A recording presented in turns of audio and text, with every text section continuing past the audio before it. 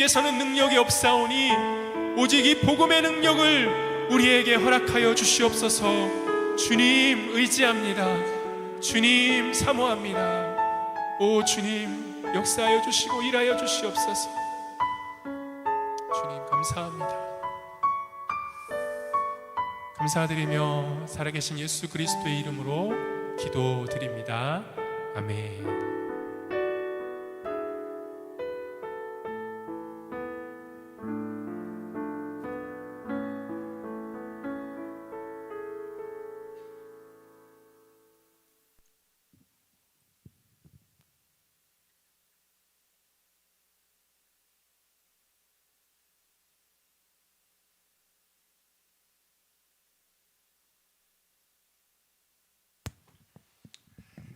네, 오늘 하나님 말씀은 예레미야 31장 31절부터 33절까지 말씀입니다. 예레미야 31장 31절부터 33절까지 말씀, 제가 가진 구약 성경 1101페이지에 있습니다. 예레미야 31장 31절부터 33절까지 말씀, 구약성경 1101페이지에 기록되어 있습니다. 우리 다 찾으셨으면 우리 31절부터 한 목소리로 같이 천천히 봉독하도록 하겠습니다. 여호와의 말씀이니라. 보라, 날이 이르리니 내가 이스라엘 집과 유다 집에 새 언약을 맺으리라. 내가 그들의 조상들의 손을 잡고 애굽 땅에서 인도하여 내던 날에 맺은 것과 같이 아니할 것은 내가 그들의 남편이 되었어도 그들이 내 언약을 깨뜨렸음이라. 여호와의 말씀이니라. 그러나 그날 후에 내가 이스라엘 집과 맺을 언약은 이러하니 곧 내가 나의 법을 그들의 속에 두며 그들의 마음에 기록하여 나는 그들의 하나님이 되고 그들은 내 백성이 될 것이라. 여호와의 말씀이니라. 아멘. 오늘 복음의 기초 세 번째 시간, 죄인의 비참한 실상과 하나님의 결정이라는 제목으로 하나님 말씀 증거하도록 하겠습니다. 제목이 뭐라고요? 죄인의 비참한 실상과 하나님의 결정입니다. 저희가 2주간 걸쳐서 나눴던 말씀을 잠시 이렇게 생각해 보면 그 내용이 어떤 내용이냐면, 저와 여러분은 완전한 하나님의 사랑 안에서 하나님과의 인격적인 교제를 통해 하나님을 알므로 인해서 충만한 기쁨과 그 행복을 누리면서 살도록 지음받은 존재라고 그렇게 말씀드렸습니다. 맞죠, 여러분? 예, 하나님이 우리를 지으신 목적은 뭐냐 하면 성부, 성자, 성령 그 완전하신 사랑으로 연합해서 그 하나님 안에서 가지고 계시던 그 충만한 기쁨을 우리에게 맛보게 해주기 위해서, 우리를 당신의 기쁨 안으로 동참시키기 위해서 우리를 지으셨다라는 거예요. 하나님과의 인격적인 교제가 있어야만 그게 가능하거든요. 인격적인 교제 없이 어떻게 살아계신 하나님을 알 수가 있겠어요? 그죠? 예. 인격적인 교제가 가능해야, 완전한 사랑 안에서 인격적인 교제가 가능해야 하나님을 온전히 알고 하나님을 온전히 아는 것만큼 우리의 영혼에, 우리의 심령에 하나님이 누리고 계시는 건 충만한 기쁨을 맛볼 수 있게 되는 것이죠. 그래서 하나님이 우리를 당신 수준의 하나님 형상으로 우리를 지으신 것입니다. 그런데 아담과 하와가 사단의 유혹의 마음을 팔아먹죠. 사단이 어떻게 유혹했죠? 지금보다 훨씬 더 행복한 삶이 있어, 영광스러운 삶이 있어. 그것은 네가 하나님 되는 거야. 하나님 버리고 하나님 말씀 네가 버리고 네가 하나님 되면은 훨씬 더 네가 영광스러워질 수 있어, 하나님처럼 될 수 있어 라는 그 유혹의 말에 아담과 하와가 마음을 팔아먹고 스스로 하나님 되는 길을 선택했어요. 그 결과 어떻게 됐죠? 더 충만한 기쁨과 행복을 누리게 되었나요? 아니요. 하나님이 말씀하신 것처럼 그들에게 사망이 임했어요. 죽음이 임했어요. 쉽게 말해서 하나님의 완전한 사랑 안에서 충만히 누리던 기쁨과 행복을 한 방에 다 상실해 버렸다는 것입니다. 여러분, 이전에 그렇게 충만한 기쁨과 행복을 누렸던 것을 한 번에 잃어버리면 이 안에 얼마나 많은 그 기쁨을 향한, 행복을 향한 목마름이 생겼겠어요. 깊은 웅덩이가 생겼겠죠. 사람의 영혼 안에. 그죠? 그래서 아담과 하와가 어떻게 해요? 이 기쁨과 행복에 대한 이 갈망과 이 목마름이 있으니까, 그러니까 하나님은 잃어버리고 뭐만 남았어요 지금? 기쁨과 행복에 대한 목마름과 갈망이 이 안에 채워지지 않은 채 남아있는 거예요. 그리고 하나님처럼 되고 싶은 자아의 탐욕만 마음 가운데 가득한 거예요. 그래서 어떻게 해요? 기쁨의 근원 대신 하나님께로 돌아가면 해결된 문제잖아요. 아, 내가 하나님을 떠났구나. 내가 하나님을 버려서 하나님의 사랑을 떠나서 내가 이 지경이 됐구나 하고 돌이키면 될 거 아니에요, 마음을. 그런데 그 선택을 하는 것이 아니라 아담과 하와가 그리고 그 이후에 죄인된 인간들이 하나님의 사랑으로 채울 수밖에 없는 이 기쁨과 행복을 향한 이 목마름을 채우기에 어떻게 하냐면 남아있는 건 자아의 탐욕밖에 없다고 그랬잖아요. 하나님 되고 싶은 자아의 탐욕, 욕심. 그래서 자기가 하나님처럼 느끼게 해주는 것들을 소유하는 것을 통해서 이 깊은 기쁨과 행복에 대한 목마름을 스스로 해결해 나가려 했다는 것이죠. 쉽게 다시 설명하자면 죄인된 인간은 하나님이 아닌 다른 이 세상의 눈에 보이는 것들을 소유함을 통해서 내 존재 가치를 증명하고 나란 존재가 얼마나 탁월하고 우월하고 뛰어나고 빛난지 나를 자꾸 높이려 한다는 거예요.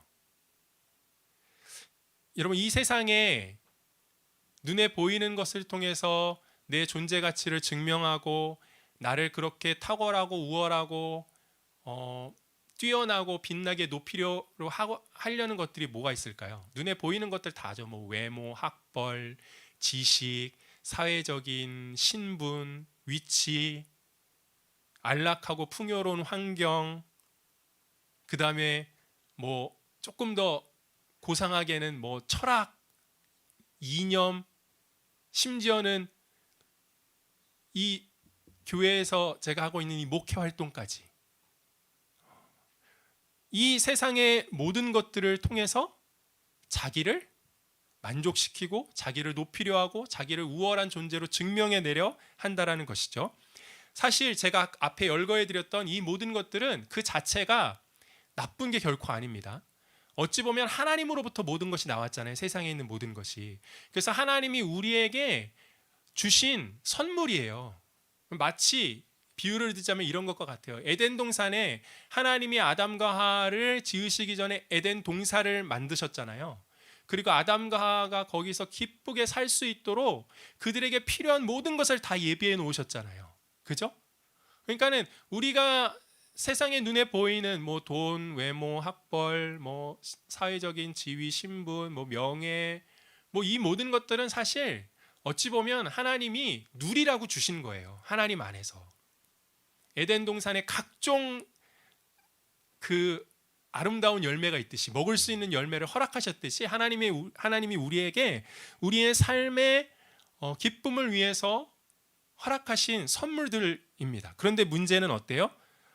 인간이 자신의 생명과 기쁨의 근원 대신 하나님을 버리고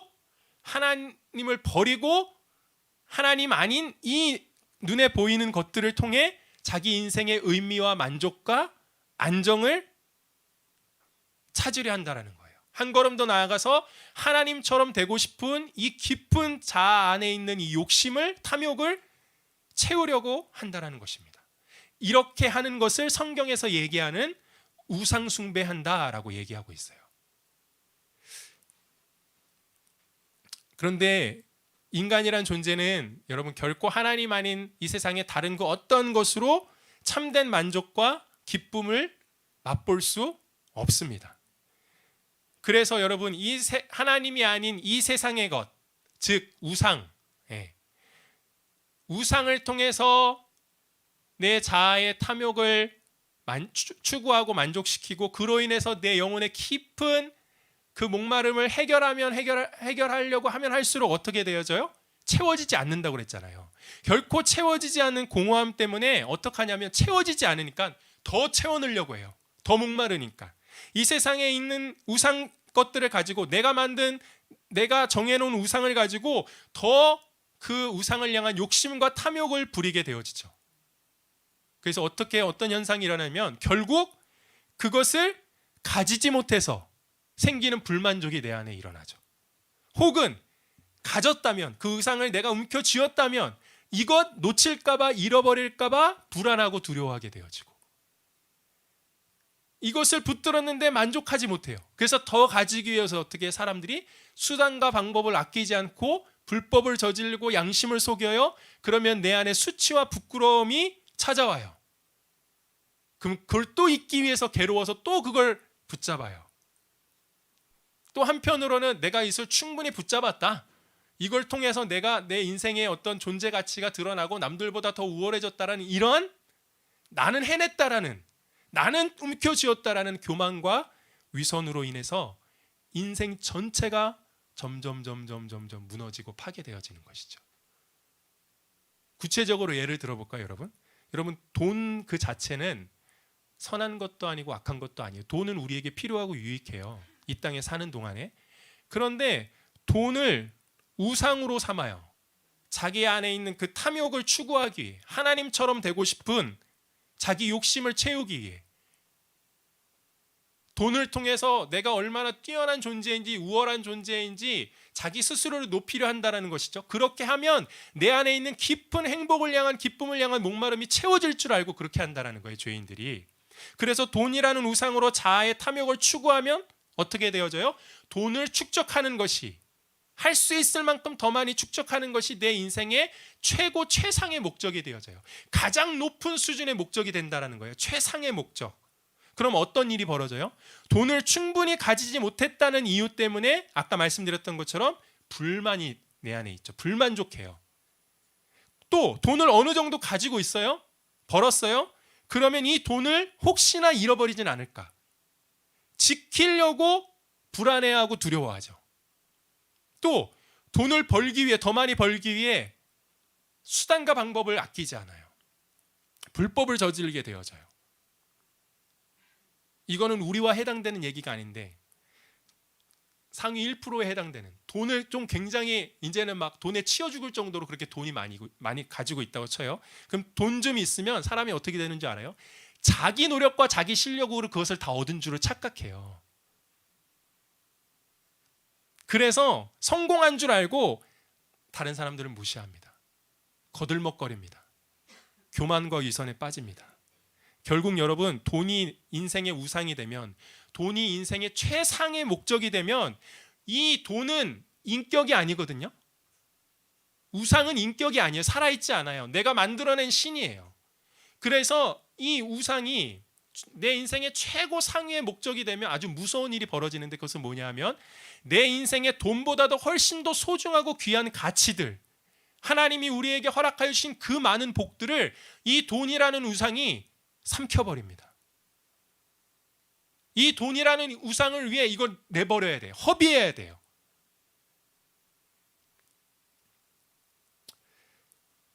그래서 삶이 무너지는 것이죠.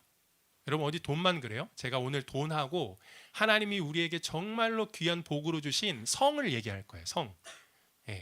결혼 안에서 허락되어진 성. 여러분 성이라는 것은 하나님으로부터 나온 것이죠. 아멘이신가요? 그거는 더럽고 수치스럽고 부끄럽고 뭐 이런 개념이 아니에요. 죄로 말미암아 타락하고 왜곡했기 때문에 사단이 그렇게 우리에게 잘못된 성인식을 심어줘서 우리가 성에 대해서 얘기하면 좀 부끄럽고 낯뜨겁고 이렇게 된 주제가 되어버렸어요. 사실은 하나님이 우리에게 선물로 주시는 거예요.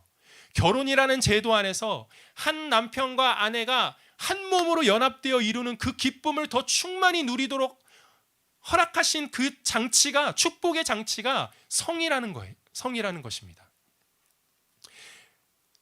그런데 그러니까 한마디 덧붙이자면 우리의 먹고 자고 우리가 일하고 모든 것을 통해서 우리는 하나님의 영광을 나타내는 존재로 지음받았잖아요.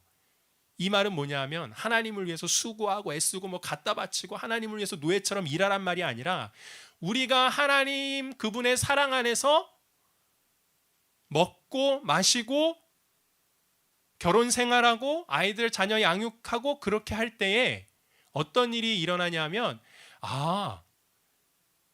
하나님이 우리에게 이런 것을 주신 그 기쁨을 알게 되어진다라는 거예요. 그게 하나님의 영광을 나타낸다라는 거예요. 하나님이 이걸 통해서 이런 기쁨을 또 깨닫게 해주시는구나. 하나님이 이걸 통해서 또 이런 놀라운 복을 숨겨놓으셨구나. 이게 하나님의 영광을 나타낸다. 하나님의 영광을 위하여 산다라는 그런 의미거든요. 성도 마찬가지예요. 하나님의 영광을 나타내는 통로인 거예요. 아멘인가요, 여러분? 그런데 하나님을 버리고 돈을 우상으로 삼은 것처럼 인간이 성을 우상으로 삼은 거예요. 하나님의 자리에 그걸 올려다 놨어요. 성적인 그 쾌락, 그 즐거움, 만족을 그 자체가 하나님이 되어버린 거예요. 우상이 되어버린 거예요. 그래서 성적 만족을 더 얻기 위해 어떻게 해요? 아까 그랬잖아요. 우상은 우리의 삶에 소중하고 귀한 복된 가치들을 마구마구 집어삼켜 파괴시킨다고. 성적 만족을 얻기 위해 어떻게 해요? 결혼의 관계 안에서 허락되어진 연합, 신뢰, 헌신, 희생, 신실함 같은 이 아주 귀하고 소중한 복된 덕목들을 성적 만족을 더 얻기 위하여 이런 것들을 더 집어삼킨다는 거예요. 깨뜨리고 파괴하는 것을 통해서 더 성적 만족과 병적이죠. 그죠? 왜곡됐죠. 그걸 더 추구한다라는 거예요. 인간이. 죄인된 인간이. 여러분 이해되십니까? 제가 조금 풀어서 설명했는데. 네.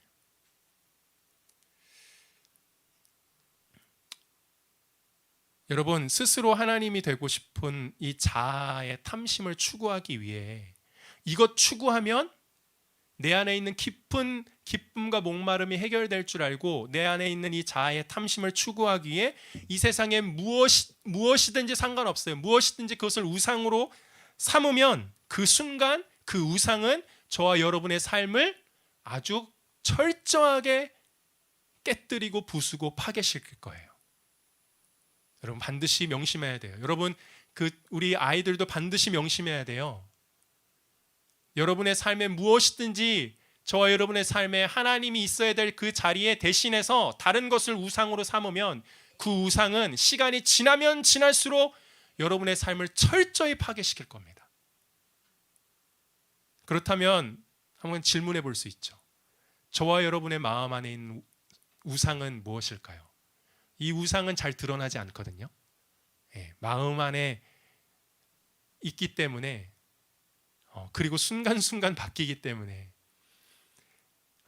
팀 켈러 목사님이 쓰신 내가 만든 신이라는 그 책에 우리 마음속의 우상을 식별할 수 있는 방법과 질문들이 있어서 제가 소개해드리고 싶습니다. 아주 유익한 건데 한번 잘 들어보세요. 내 마음속의 우상을 나는 어떤 우상이 있는지 식별할 수 있을까? 첫 번째, 저와 여러분의 생각의 내용을 점검해 보라는 것이죠. 다시 말해 내 마음을 장악하고 있는 우상은 내가 따로 깊이 신경 쓸 필요 없이 저절로 흘러가는 생각이라고 합니다. 그러니까 내가 홀로 있을 때 습관적으로 생각하면서 내 혼자 속에서 그걸 생각하면서 내 삶을 위로하고 기쁨을 얻고 안락을 얻는 그 대상, 그것이 무엇인지 모르겠어요. 저와 여러분은 다 각자마다 다를 수 있겠죠. 혼자서 내 공허한 마음을 달래기 위해서 습관적으로 자동적으로 그것을 생각하면서 그것만 있으면 좋겠다, 그것만 얻으면 참 행복하겠다, 그걸 생각하면서 기쁨과 위로와 안락을 얻는 대상은 무엇인가 생각해 보라는 것이죠. 그게 바로 저와 여러분의 우상이라는 거예요. 두 번째, 내가 돈을 어디에 쓰고 있는지 보면 내가 진짜 사랑하는 것이 무엇인지 식별할 수 있다는 것입니다. 이건 너무나 당연하죠, 여러분. 돈 있는 곳에 우리의 마음이 있어요. 돈은 저와 여러분이 가장 사랑하는 대상 쪽으로 저절로 흘러가게 되어 있습니다. 맞아요, 여러분. 세 번째, 하나님을 믿는다라고 고백하는, 그러니까 예수님을 믿는 신자들에게 더 정확하게 해당되는 내용인데 한번 잘 들어보세요. 내가 진짜 무엇을 믿고 살고 있는가? 그것은 나의 기도가 응답되지 않고 내가 간절히 원하는 희망과 소원이 꺾였을 때 내가 어떻게 반응하는지 보면 된다는 것입니다. 기도한 대로 되어지지 않아요. 무언가 뜻하는 대로 이루어지지 않았어요. 원하는 대로 상황이 펼쳐지지 않았어요. 그런데 그때 만약에, 이건 저한테 해당되는 내용인데, 분노가 폭발하거나 아니면 깊은 절망에 잠긴다면 실제는 내가 하나님을 믿기보다 내가 간절히 원했던 그 대상, 내가 간절히 얻고자 원했던 그 내용이 내 마음을 움직이는 실제적인 우상이라는 것이죠. 동의가 되시나요, 여러분? 예. 여러분 마음을 한번 깊이 살펴보세요. 마지막, 내 안에 가장 통제하기 힘든 감정을 한번 살펴보시기 바랍니다. 나는 무엇 때문에 이렇게 분노하고 있나? 분노라는 감정이 일어날 수 있죠. 나는 무엇 때문에 이렇게 심하게 죄책감에, 심하게 불안감에, 두려움에 사로잡혀 있나? 그 감정이란 그 깊은 뿌리 안에 우상의 실체가 있어요. 그것 때문에 내가 불안해하고, 그것 때문에 내가 두려워하고, 그것 때문에 내가 분노하고.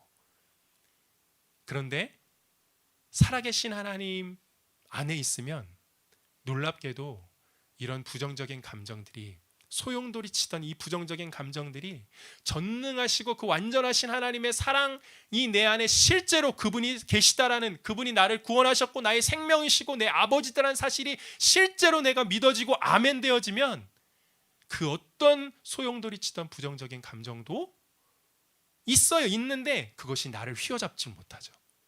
왜냐하면 하나님이 나의 신이기 때문에. 그런데 참으로 비극적인 소식이 한 가지 있는데, 정말 비극적인 소식이죠. 하나님을 떠난 인간이 이렇게 살 수밖에 없는 존재가 되어버렸다는 거예요. 어떻게? 끊임없이 우상을 만들어내고 끊임없이 우상을 붙들고 쫓아가면서 살 수밖에 없는 존재가 되었다는 거예요. 여러분, 이 세상에 여러 종류의 불치병이 있죠. 그런데 인간에게 있어서 가장 치명적인 불치병은 바로 하나님을 떠난 인간의 마음, 이 탐욕으로 물든 이 인간의 마음이 이 자아의 탐욕을 추구하기 위해 끊임없이 우리 안에 우상을 만들어내고 있다는 것입니다. 이것이 하나님을 떠난 죄인된 심령의 상태예요. 실상이에요. 그래서 제가 제목을 죄인의 비참한 운명이라고 했잖아요. 왜 비참해요? 내가 알면 바꾸면 되잖아요. 내가 스스로. 내 마음 하나 이거 돌이키면 되잖아요. 에이, 이거 별거 아니네 하고 버리면 되잖아요. 그 우상을. 그런데 그게 안 되는 거예요. 그래서 불치병이라고 그러는 거예요. 내가 암이 걸렸어요. 그럼 이거 고치면 되잖아요. 이거. 근데 못 고치는 거예요. 내 안에 우상이 있어요. 그럼 이거 버리면 되잖아요. 이게 못 버리는 거예요. 이게 인간의 비참한 실체예요. 실상이에요.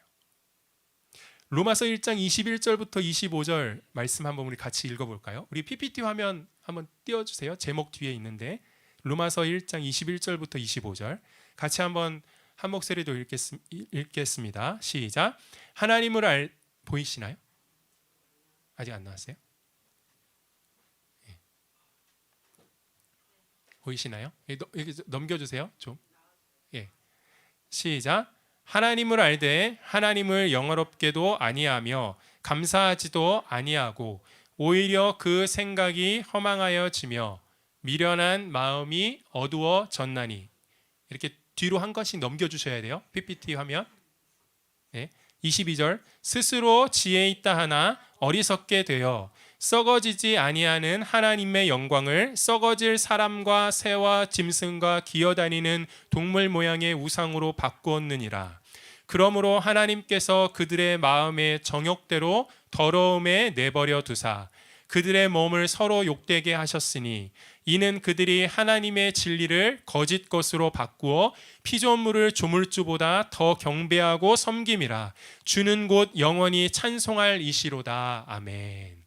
아멘. 복음 앞에 서면요, 사도 바울이 지금 로마 교회에 복음을 전하고 있거든요. 복음에는 하나님의 능력이 나타나서 모든 믿는 자에게 구원을 베푸신 하나님의 능력이 나타난다.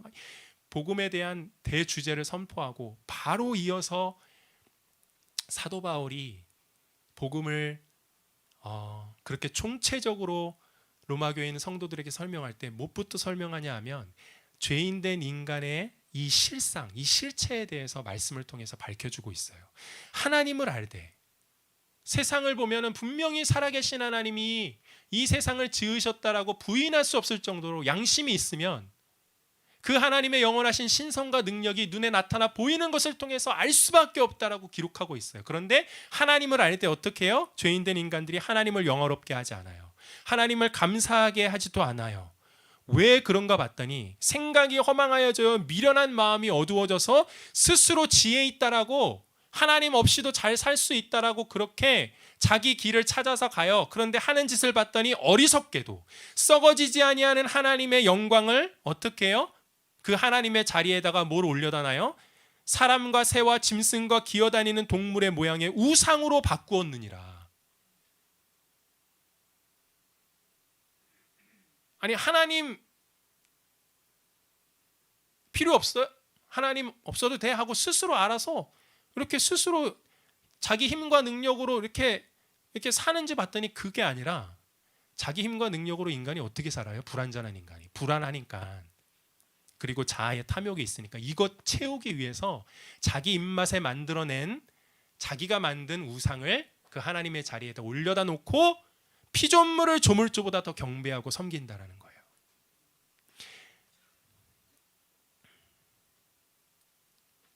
이런 인간의 마음을 예레미야 17장 9절에는 하나님이 어떻게 진단하고 계시는지를 살펴보겠습니다. 예레미야 17장 말씀 앞에 집중하세요, 여러분. 네, 집중해야 돼요. 네. 예레미야 17장 9절부터 10절까지 말씀 우리 다시 화면 PPT 화면 띄워주세요. 말씀 같이 읽겠습니다. 나오나요? 같이 읽겠습니다. 시작. 만물보다 거짓되고 심히 부패한 것은 마음이라. 누가 능히 이를 알리오마는 나 여호와는 심장을 살피며 폐부를 시험하고 각각 그의 행위와 그의 행실대로 보응하나니. 하나님이 바라보실 때 하나님을 떠난 하나님처럼 되고 싶은 자아의 탐욕으로 충만한 인간의 그 마음의 실체가 어떠냐 하면 만물보다 이 세상의 그 어떤 것보다도 거짓되고 심히 부패했다라고. 이게 하나님의 평가예요. 하나님의 눈이 MRI처럼 우리의 심령의 상태를 스캔해서 찍어서 딱 보여줬는데 그 정확한 진단명이 뭐냐면 만물보다 거짓되고 심히 부패한 상태라는 거예요. 여러분, 썩고 부패한 과일 이거 그냥 시간 지나면 어떻게 돼요? 과일이 시간 지나서 썩고 부패했어요.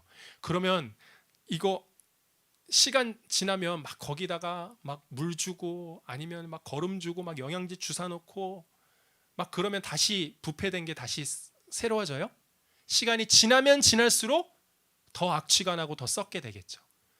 방법이 있다면 그 안에 씨가 만약에 썩지 않았다면 그 씨를 빼내서 다시 새로운 토양에 심어서 다시 나무가 나고 열매가 신선한 열매가 자랄 때까지 기다리는 그 방법 말고는 이 자체로는 새로워질 방법이 절대 없다라는 것이죠. 불가능하다라는 것이죠. 여러분, 이 썩은 과일과 같은 이 상태가 구약 성경에 나오는 하나님의 백성이라고 얘기하는 이스라엘 백성들의 상태였어요. 저와 여러분이 잘 알고 있는 하나님의 백성이라고 하는 이스라엘의 역사를 잠깐 머릿속으로 생각해 보세요. 출애굽할 때부터 시작해서 하나님이 애굽에 놓여 있던 그 아브라함의 자손, 하나님이 일방적으로 은혜로 선택했던 그 이스라엘 민족을 하나님만이 행하실 수 있는 기적을 모세를 통해서 보여주시면서 그들을 애굽에서 출애굽시켰어요. 구원해 내셨어요. 평생 그들의 소원은 그 눈에 보이는 자신들을 압제하는 애굽이라는 그 기가 막힌 노예의 환경에서 벗어나는 것이었어요. 그런데 그게 응답됐어요. 환경이 180도로 바뀌었어요. 자유가 임했어요. 그 누구도 이제는 그들을 압제하지 않아요.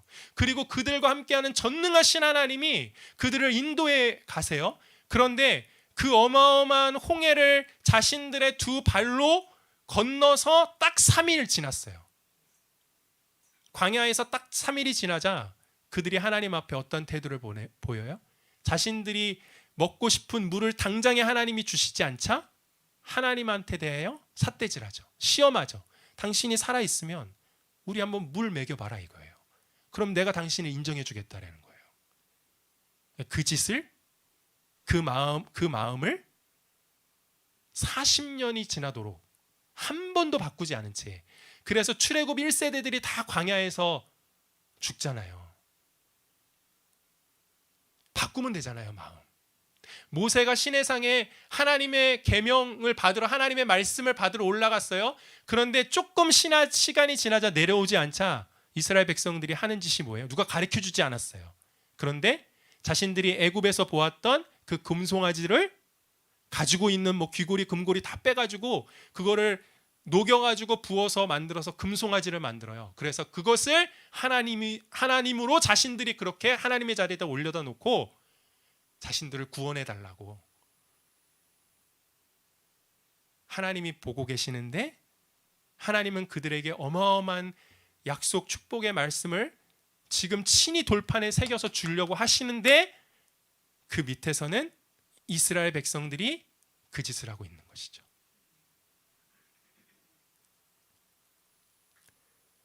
환경은 다 바뀌었어요. 상황은 다 바뀌었어요.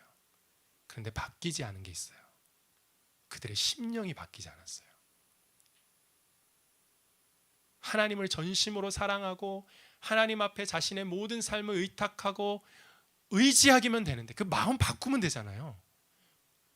근데 그 마음이 바뀌어지지가 않는 거예요.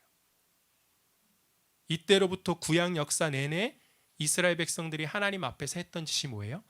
틈만 나면, 기회만 주어지면 이방신들이 섬겼던 그 바알과 아세라라는 그 우상, 그것을 주로 비롯해서 온갖 잡신들을, 온갖 우상들을 섬기는 거예요. 하나님이 때로는 회초리를 드세요. 하나님이 때로는 기적도 베풀어 주세요. 하나님이 때로는 재앙을 내리셔서 깨닫게 하세요. 하나님이 여러 선지자들을 보내셔서 계속해서 하나님이 말씀하세요. 상황으로 말씀하시고 환경으로 말씀하시고 메시지를 통해서, 선지자를 통해서 말씀하시고, 그런데 잠깐 듣는 것 같아요. 그런데 상황이 조금만 좋아지면, 조금만 편안함이 주어지면 다시 그 마음이 원위치로 돌아가는 거예요. 다시 우상으로 빠지는 거예요. 기가 막힌, 여러분, 불치병 아니에요? 이 정도면.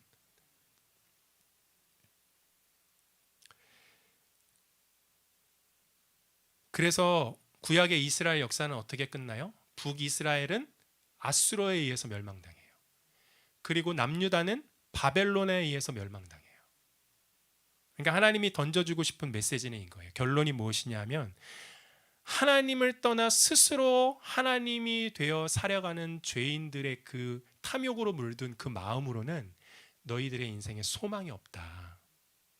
죄인들에게는 소망이 없다.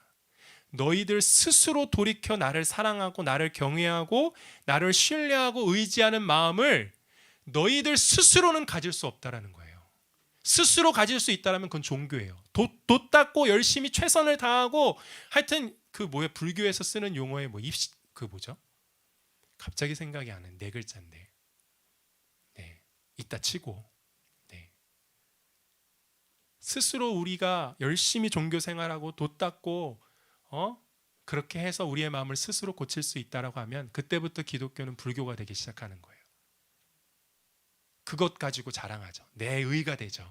나는 돌이켰다라는 거예요. 어떠한 죄인도요, 이 우상을 쫓아가고자 하는 이 탐욕으로 물든 이 마음에서 스스로 돌이킬 수 없어요. 왜? 이게 죄인들의 운명의 비참함이에요. 우리의 인생의 가장 비참하고 절망적인 내용, 저는 가난을 그렇게 깊이 경험해 보지 않았지만 가난한 거 굉장히 비참하다고 하더라고요. 가난은 모든 삶의 여러 요소들을 다 무너뜨린대요. 그래서 할 수만 있으면 우리 교회에는 결코 가난한 사람이 생겨서는 안 됩니다. 이 말은 뭐냐면 가난이 보이면 우리가 그걸 채워줘야 돼요. 할 수 있을 만큼. 할렐루야. 아멘. 예. 근데 죄인들에 있어서 가장 비참하고 절망적인 내용은 가난한 것도 아니고 병든 것도 아니고 일이 좀 잘 안 풀리는 것도 아니고 원하는 것 얻지 못하는 것도 아니고 자식이 좀 속색이는 것도 아니고 가장 비참하고 절망적인 것은 뭐냐면 우리 자아의 탐심을 추구하기 위해 끊임없이 내 안에서 우상을 만들어낸 이 거짓되고 이 부패한 마음을 하나님께로 내가 스스로 돌이킬 수 없다라는 것이 가장 비참하고 절망적인 내용이에요. 마음만 새로워지면 되는데, 마음 하나만 주님께만 돌이키면 되는데, 마음에 있는 우상을 버리고 하나님만 붙잡으면 되는데, 하나님만 의지하면 다시 풍성한 생명과 기쁨과 영광을 복을 누릴 수 있는 그 길이 하나님이 활짝 열어 놓으셨는데 그게 안 되는 거예요. 그런데 여러분, 제가 왜 이 내용을 계속 강조하는지 아세요? 왜 그리고 하나님이 우리를 복음 앞에 세울 때 이 사실을 먼저 보게 하시는지 아세요? 이 사실을 내가 깊이 자각하면 깨달으면 깨달을수록, 즉 다시 말해 쉽게 말해 이 지점에서 나는 안 되는구나, 나는 틀렸구나, 나는 소망 없구나 라는 이 사실 앞에 진짜 병원에서 암 선고 받은 것처럼 내 마음에 사형 선고가 임할 때 나는 틀렸구나, 내 마음, 내 스스로 내 우상을 내가 버릴 수 없는 존재구나, 내 스스로 하나님을 사랑할 수 없는 존재구나, 나는 기가 막힌 죄인의 운명이구나 라는 이 사실을 깨닫고 자기 무능과 자기 한계와 자기 절망에 털썩 내 마음이 주저앉을 때에 비로소 하나님이 우리에게 들려주신 그 구원의 기쁜 소식이 내 영혼 안에 들려지고 그 구원의 소식을 듣고 내 마음 중심이, 내 전부가 그 내용을 붙잡는다라는 거예요. 오늘 이 예레미야 31장 31절 33절 말씀을 제가 다시 읽겠습니다. 이 지금 상황이 어떤 상황이냐면 남유다가 바벨론에 의해서 완전히 멸망당했어요. 하나님의 회초리를 맞고 나라가 다 폭삭 주저앉았어요. 다 거덜났어요. 아까 말씀드렸잖아요. 우상을 섬기면 그 우상이 그 삶의 모든 것을 다 집어삼킨다고. 실제가 그 경험하게 되어졌어요. 하나님도 잃어버리고 가지고 있는 모든 축복도 다 날려먹고, 그런데 자신들이 그 짓을 한 거잖아요. 자기가 얻은 결과잖아요. 누구도 탓할 수도 없어요. 그냥 그 상태에서 평생을 절망하면서 사는 것이 이들에게 처해진 인생의 스케줄이었어요. 그런데 그 자리에서 하나님이 예레미야 선지자를 보내서 그 우상으로 다 깨어지고 부서진 그들의 영혼을 향해, 그들의 삶을 향해 이렇게 말씀하시는 거예요. 여러분 한번 들어보세요. 여호와의 말씀이니라. 보라, 날이 이르리니 내가 이스라엘 집과 유다 집에 새 언약을 맺으리라. 이 언약은 내가 그들의 조상들의 손을 잡고 애굽 땅에서 인도하여 내던 날에 맺은 것과 같지 아니할 것은, 내가 그들의 남편이 되었어도 그들이 내 언약을 깨뜨렸음이라. 여호와의 말씀이니라. 그러나 그날 후에 내가 이스라엘 집과 맺을 언약은 이러하니 곧 내가 나의 법을 그들 속에 두며 그들의 마음에 기록하여 나는 그들의 하나님이 되고 그들은 내 백성이 될 것이라. 여호와의 말씀이니라. 아멘.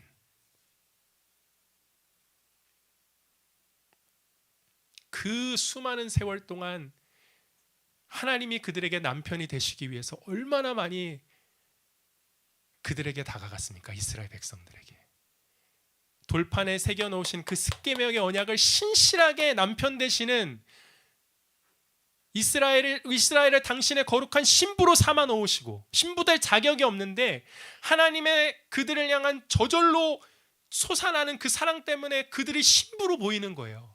그 신부를 향해서 하나님이 신실하게 당신이 친히 약속하신 그 신실하신 약속을 계속해서 지켜나가시는데, 이 하나님의 신부된 이스라엘 백성은 틈만 나면 음탕한 고멜처럼 간음하고 음란한 짓 하는 거예요. 우상 섬기는 거예요. 하나님은 살아계신 분이라고 그랬죠. 인격적인 하나님이시라고 그랬잖아요. 여러분, 사랑이 크면 클수록, 순결하면 순결할수록 배신당한 그 아픔은 더 크겠죠. 그 배신당한 아픔을 하나님이 꾸역꾸역 참으면서 또 그들에게 남편으로서의 노릇을 다 하시는 거예요. 근데 마지막 선택까지, 마지막 기회를 줬는데도 불구하고 그 자리를 떠나지 않는 거예요. 그 우상의 자리를. 결국에는 망했어요. 아무것도 남지 않았어요. 거덜났어요. 그런데 거기서 완전히 마음이 무너내린 그 자리에서 소망 하나 그들의 안에서 생각해낼 정도 없이 그 절망한 그 자리에서 하나님이 놀라운 복음을 그들에게 말씀해 주고 계시는 거예요. 내가 친히 이제는 너희들의 마음에 나의 법을 새겨 넣을 거야. 그래서 니네들이 이전에는 할 수 없지만 이제는 너희 마음 중심으로 온 마음으로 나를 사랑하고 경외하게 할 거야. 내가 새 언약을 맺을 거야. 그 새 언약이 뭐죠? 십자가에 우리를 대신해서 죽으신 예수 그리스도.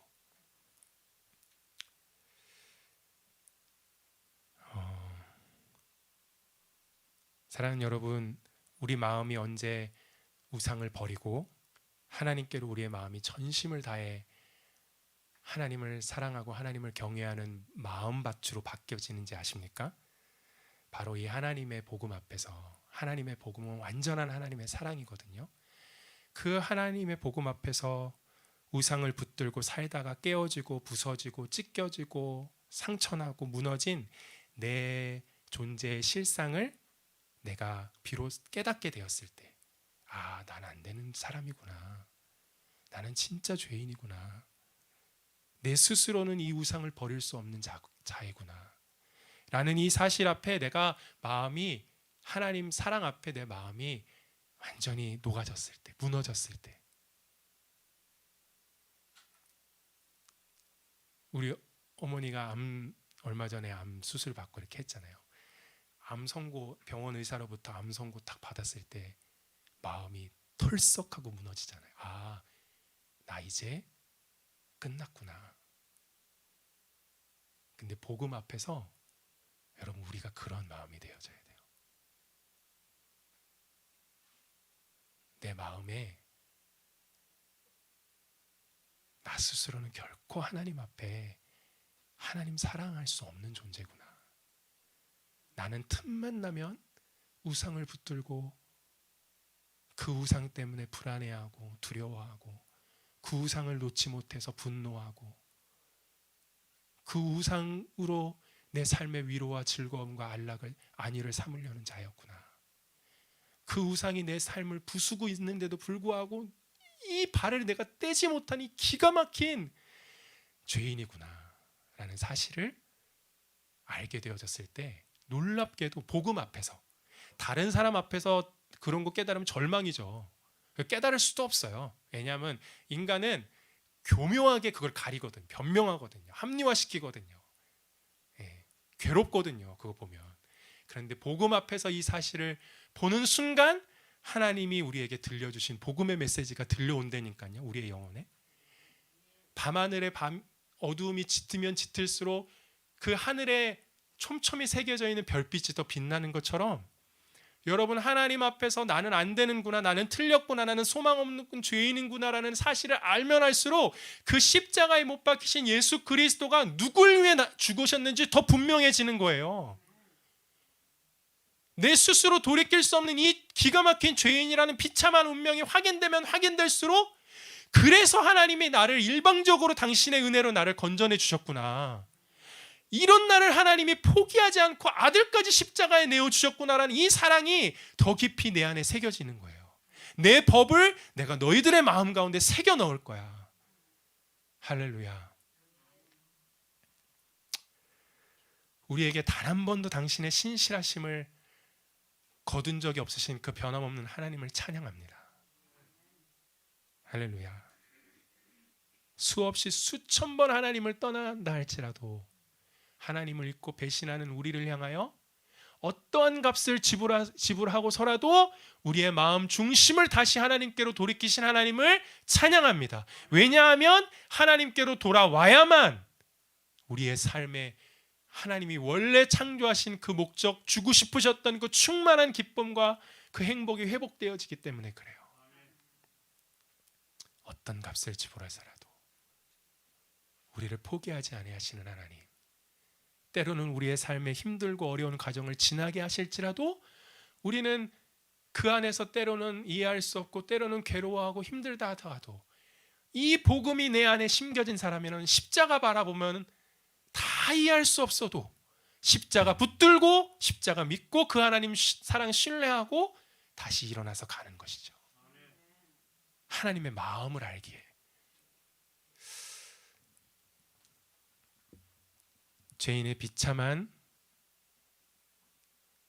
운명, 실상, 그리고 그들을 향하여 내리신 하나님의 이 놀라운 결정, 이 복음, 이 안에서 참된 평강과 위로와 기쁨을 누리는 저와 여러분 되기를 예수님의 이름으로 축복합니다. 우리 말씀 생각하면서 우리 마지막 조금 처음 우리가 불러봤던 찬양인데 여호와께 돌아가자, 이 찬양 고백하고 하나님 앞에 기도하는 시간 갖도록 하겠습니다.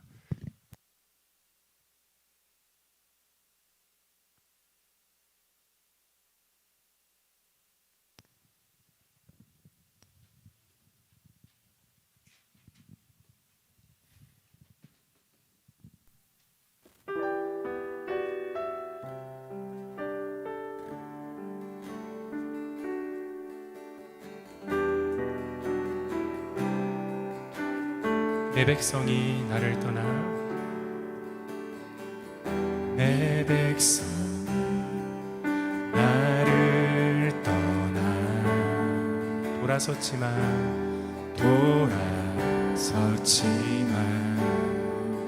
내 사랑이 내 백성을, 내 사랑 내 백성 포기 못하니 내 모든 것 내어주고 내 모든 것 내어주고 나 그들을 얻으리라, 나 그들을 얻으리라. 여호와께 돌아가자, 여호와께 돌아가자.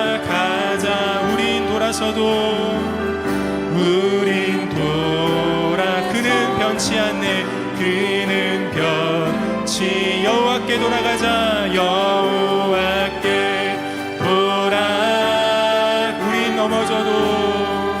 우린 넘어져도 그 사랑 영원하네.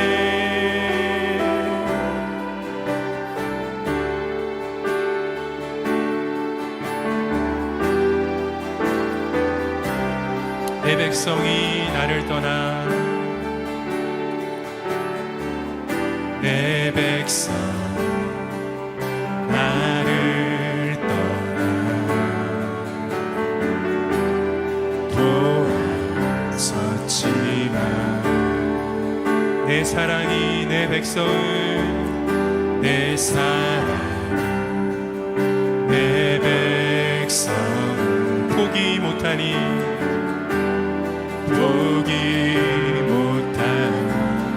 내 모든 것 내어주고 내 모든 것 내어주. 나 그들을 얻으리라, 나 그들을 얻으리라. 여호와께 돌아가자, 여호와께 돌아가자. 우린 돌아서도 그는 변치 않네. 여호와께 돌아가자. 우린 넘어져도 그 사랑. 여호와께 돌아가자, 여호와께 돌아가자.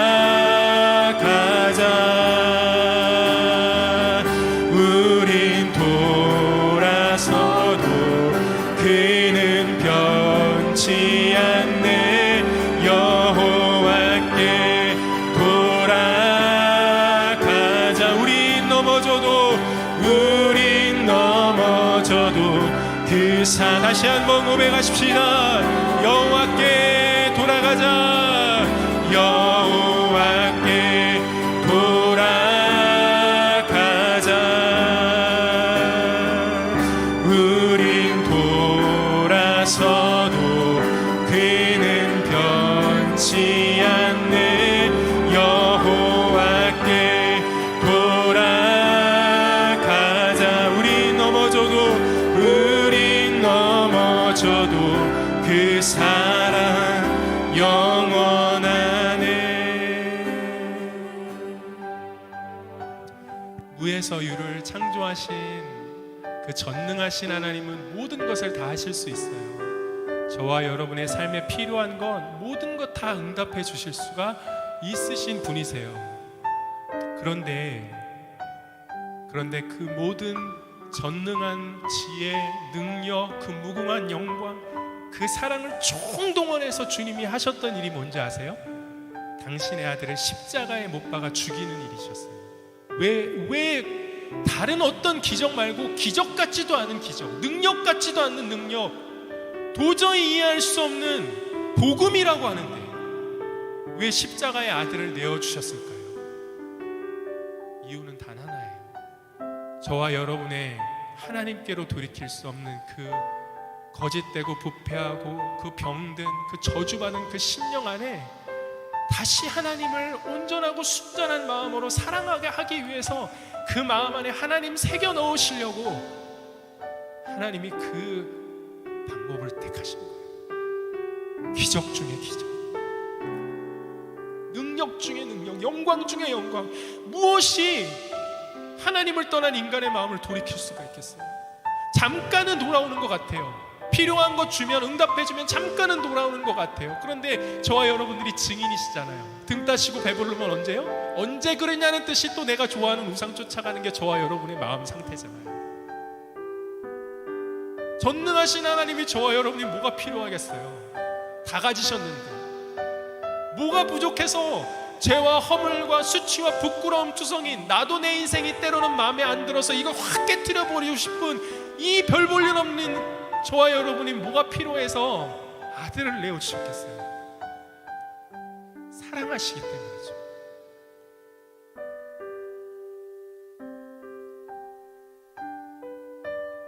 사랑하시기 때문이죠.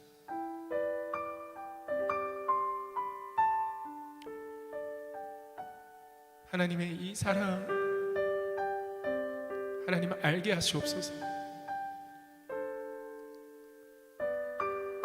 이 사랑 알지 못하면 우리에게는 힘이 없어요. 죄를 이길 힘도 없고 주님을 따라갈 용기도 없고 말씀을 순종하고 살아낼 만한 의지도 없는 게 우리예요. 그런데 오늘 약속의 말씀, 내가 새 언약을 너희 가운데 세울 거야.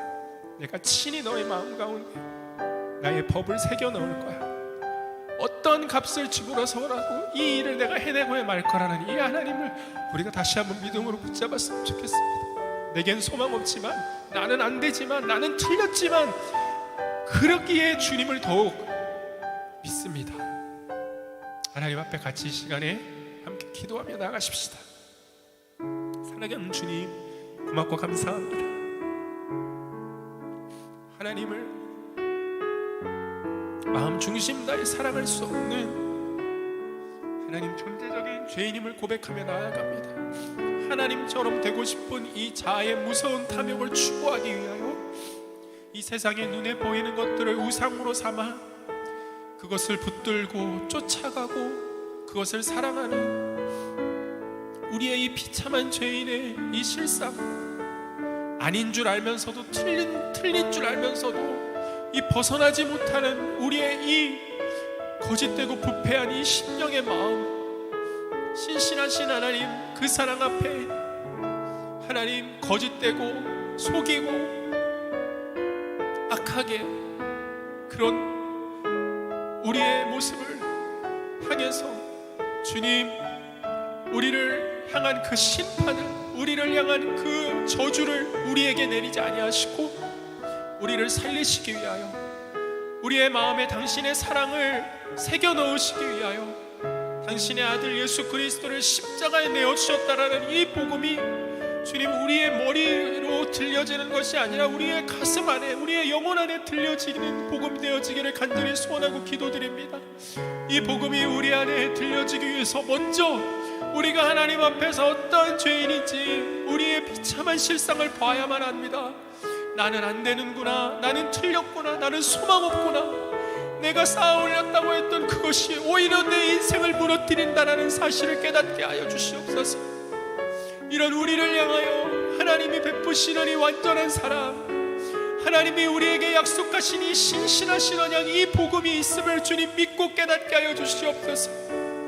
오 주님, 오 주님, 우리의 마음을 새롭게 하시는 주님을 찬양합니다. 우리의 마음을 당신께로 돌이키시는 이 하나님을 의지합니다. 이 하나님이 있기에 우리가 다시 한번 믿음으로 주님을 바라보고 소망하며 주님을 예배하며 나아갑니다. 나는 틀렸고, 나는 안 됐고, 나는 할 수 없다라는 나의 무능과 나의 절망을 보는 그 자리에서 주님, 우리를 긍휼히 여기시사 하나님을 하신다라는 이 복음의 메시지가 우리 가운데 들려지게 하시옵소서. 하나님이 우리를 사랑하신다라는, 하나님이 우리를 위해서 아들 내어주셨다라는 이 복음이 우리의 영혼 가운데 깊이 새겨지게 하여 주시고, 이 사랑에 힘입어, 이 사랑에 매여, 이 사랑 앞에 다스림받아 주님, 우리가 이 땅 가운데 살아가는 동안에 더욱 예수 그리스도의 그 사랑 안에서 행하는 자 되어줄 수 있도록 인도하여 주시옵소서. 우리의 삶에, 우리의 마음 가운데 세워놓았던 우상들 하나님, 주님이 보여주실 때, 주님이 깨닫게 해주실 때 겸손하게 주님 발 앞에 고백하고 자백하고 회개하는 하나님, 겸손한 심령 허락하여 주시옵소서. 정직하게 주님, 우리의 영혼을 회복시켜 주시고 우리 속에 십자가의 그 능력으로 말미암아 모든 불안함과 두려움과 모든 분노와 상처와 아픔을 통해 일어나고 있는 모든 우리 안에 있는 불만족스러움들, 우리 안에 있는 모든 근심과 걱정들, 십자가의 그 사랑 안에서 주님 이길 수 있도록 성령님 역사하시고 인도하여 주시옵소서. 주님 찬양합니다. 주님 의지합니다. 주님 역사해 주시옵소서.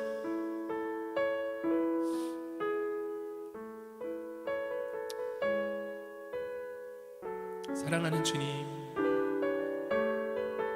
사랑은 여기 있나니 우리가 하나님을 사랑하는 것이 아니요 하나님이 우리를 사랑하사 우리 죄를 위하여 자기 아들을 화목제물로 내어주셨다고 말씀하셨습니다. 하나님을 사랑할 수 없었던 그 죄인들을 향하여 하나님이 어떠한 사랑을 베푸셨는지, 하나님이 십자가의 복음 통해 더욱 우리의 영혼 안에 깊이 이 하나님의 은혜와 사랑을 깨닫게 하시고 새겨 넣어 주시옵소서.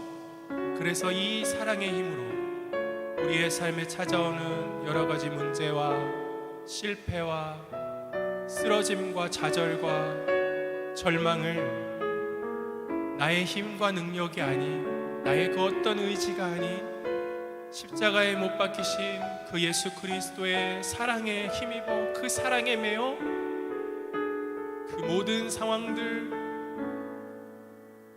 속에서 승리하는 이 영광 맛보게 하여 주시옵소서. 십자가의 영광, 그 능력을 찬양합니다. 우리 주 예수 그리스도의 그 영원하신 사랑이 우리가 세상 끝날까지 그 사랑이 우리와 함께 있음을 고백하며 나아갑니다. 주님, 굳건한 반석 위에 서게 하여 주시옵소서. 흔들릴 때마다, 무너질 때마다 그러기에 더욱 변함없는 그 신실하신 주님의 언약, 이 십자가에 못 박히신 예수 그리스도 믿음으로 붙잡는 주의 백성 되게 하여 주시옵소서. 감사드리며 살아계신 예수 그리스도의 이름으로 기도드립니다. 아멘. 할렐루야. 사람은 할 수 없지만 하나님은 하실 수 있습니다. 하실 수 있다라는 그 내용은 우리는 하나님을 우리 온 마음 다해 사랑할 수 없는 존재지만 하나님의 은혜가 우리를 사랑의 자리로 이끌어 주실 것입니다. 우리 헌금을 위해서 제가 축복 기도하고 축도로 예배를